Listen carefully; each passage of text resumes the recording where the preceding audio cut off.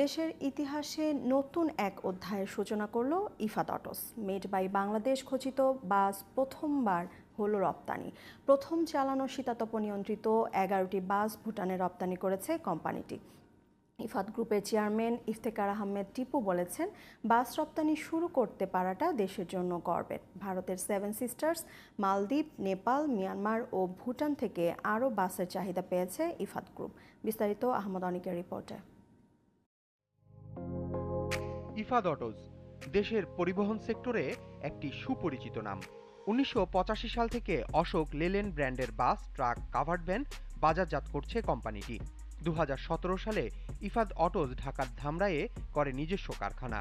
৭ বছরই কোম্পানিটি অর্জন করেছে পরিবহন রপ্তানির সক্ষমতা। এরই মধ্যে শীতাতপ নিয়ন্ত্রিত 11টি বাস রপ্তানি করেছে ভুটানে। দেশের মাটি থেকে প্রথমবারের মতো বাস রপ্তানির পেছনের গল্পটা জানান ইফাদ গ্রুপের কর্ণধার Iftekhar Ahmed Tipu. Mainly Ifad autos limited গাড়ি ঘোড়া দিয়েই শুরু করি আমরা। যেমন ঢাকা শহরে যত দোতলা বাস দেখেন সবই কিন্তু আমার দেওয়া। যা ম্যাক্সিমাম না এয়ার কন্ডিশন বাস যেগুলো সেটা আমাদের করা, কাভার্ড ভ্যান আমাদের করা। তা আমরা ধামরাতে যে ফ্যাক্টরি করেছি, এখানে আপনার এভরি 17 মিনিটে একটা ট্রাক প্রোডাকশন হয়। আমরা তখন চিন্তা করলাম যে আমরা তো আল্লাহর রহমতে দেশের মধ্যে করছি, আমরা why not we try to এটা বাইরে কোথাও। ভাবছি এমন সময় আমরা একটা ইনকোয়ারি পেলাম ফ্রম ভুটান। প্রফিটের কথা চিন্তা করছি না, কারণ আগে এটা একটা বিরাট গর্বের ব্যাপার, আমরা এক্সপোর্ট করছি। ভুটানের পাশাপাশি অন্য দেশেও বাস রপ্তানির দুয়ার খুলেছে বলে জানান ইফতেখার আহমেদ। সরকারের সহায়তা পেলে এ খাত থেকে বিপুল বৈদেশিক মুদ্রা অর্জন সম্ভব বলে জানান তিনি। মালদ্বীপ থেকে এনকোয়ারি আসছে, বার্মা থেকেও আসছে।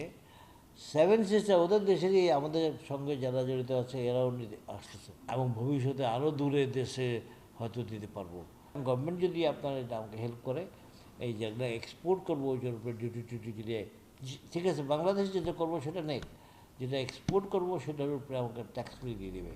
পরিবহন সেক্টরে আমদানি নির্ভরতা কমাতে দেশীয় কোম্পানিকে প্রণোদনা বাড়ানোর তাগিদ ইফাদ গ্রুপের চেয়ারম্যানের। আহমদ অনিক, জিটিভি নিউজ, ঢাকা।